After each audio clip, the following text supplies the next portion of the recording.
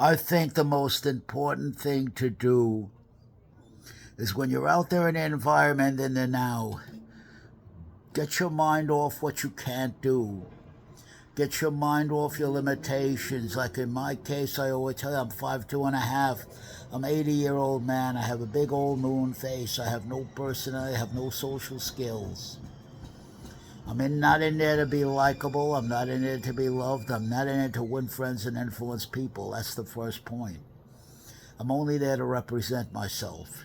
And if I concentrate on what I can't do, all the limitations I have, all the handicaps and shortcomings I bring into the situation in the now, I'll be paralyzed to act. I will have paralyzed myself to act. Bad place to be in. And when you're paralyzed to act, when you have so much self-doubt and so much performance anxiety crowding in on you, consuming you, and I know what that is. I know what that feels like. You're paralyzed to act. You become then a perfect victim.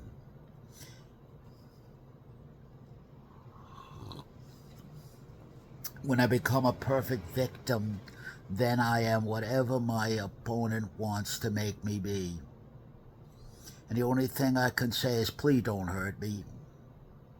Please don't hurt me. Will you be my hero? Will you represent me? Now, in the old days, in the 60s, they used to have professional personality interview takers who would take job interview, and get the job for you. And then you give them a 1 week's salary or half a week's salary for that. He knows how to take an interview. He has the height. He has the charisma, whatever that means. He has the personality, and he knows how to take an interview. It's a skill.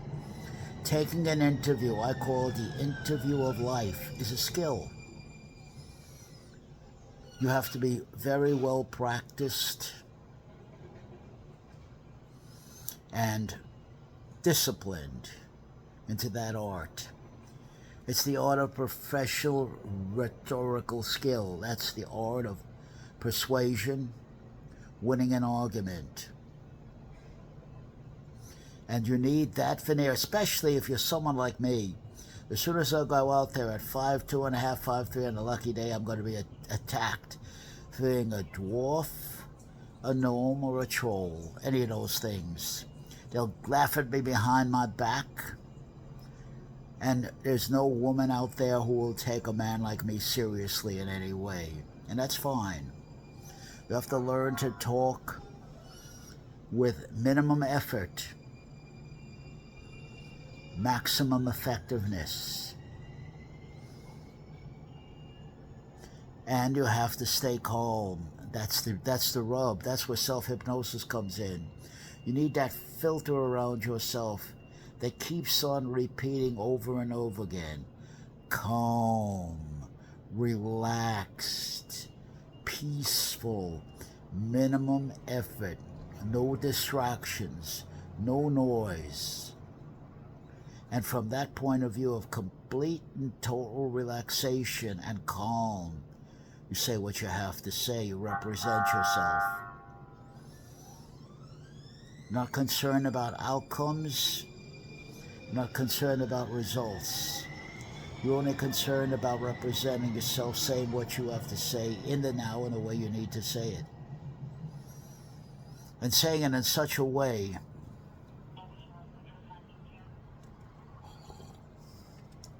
that you're credible, respected, and taken seriously. It takes a lot of skill. If you talk to someone like a Mark Levin, I'm mentioning the name because I'm talking about something specific. And he comes on as an activator, disrespectful, insulting, discourteous. To stay calm with a man like that, or Bill O'Reilly, who's always projecting the height advantage. He's a big blowhard. I think I can say that. He's a big blowhard. And to handle a blowhard like that, you can't compete with him in his game. You have to present him with an entirely different social reality. And by the intelligence, by the, what's the word I'm looking for? The compelling arguments that you present, and the way you present it, and the way you are not bothered by tics, mannerisms. Like, for example, Tucker Carlson.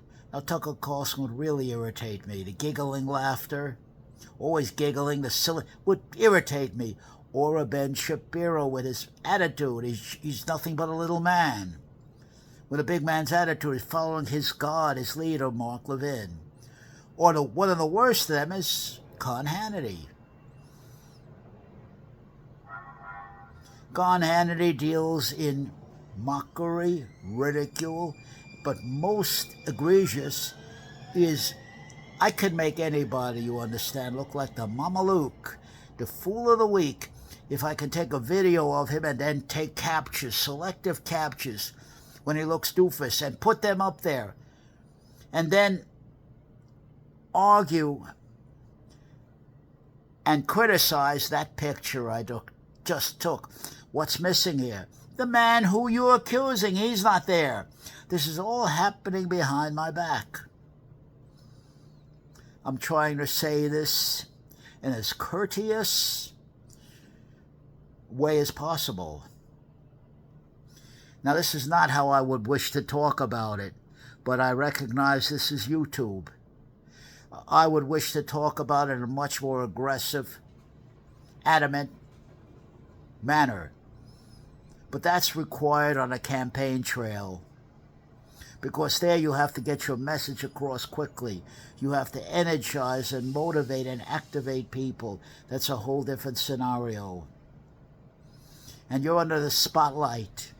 When that spotlight shines, most fade away. And the question for Kamala Harris, as she reintroduces herself, and she has little time to do it, how she'll hold up when that spotlight, the gleam of the spotlight, hits her. And you're all alone on that stage, and that spotlight hits.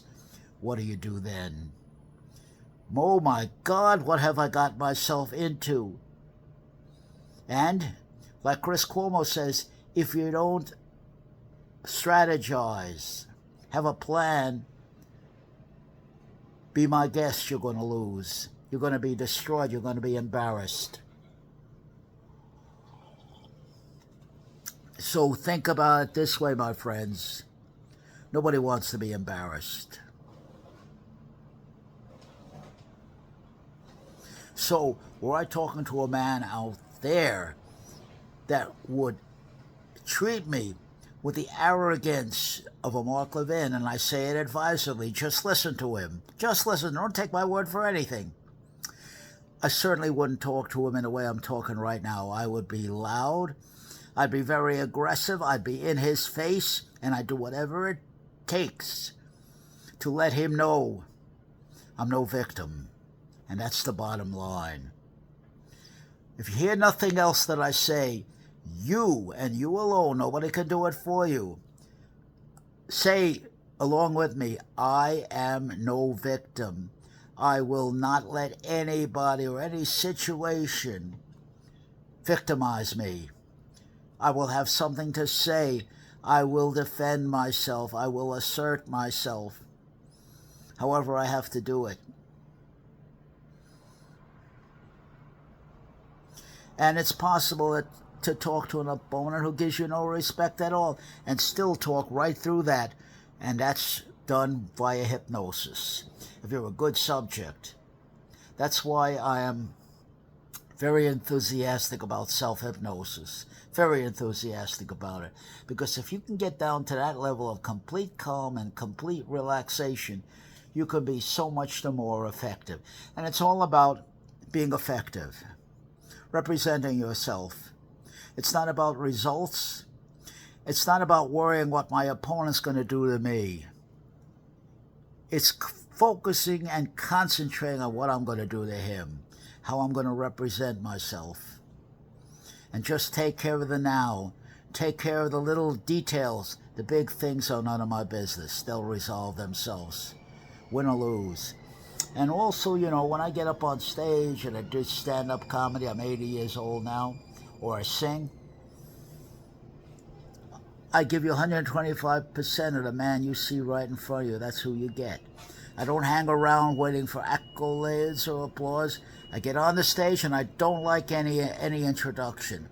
I'll introduce myself. I don't like any MC introducing me. I can't stand that. I'll introduce myself, do my act, and then leave the stage. Not even waiting for the audience response. I get the hell out of it. I did what I could do. I'm not really concerned about their response. If they like me, you'll hear it as you leave the stage. If they didn't, I'll know it then too. But really, in the final analysis, it comes out to the same thing. What is that same thing? It's dog-eat-dog, ruthless competition that is inherently unfair. If you go in with that attitude, expecting that, I think you'll do okay. Don't worry about it. I think you'll do okay.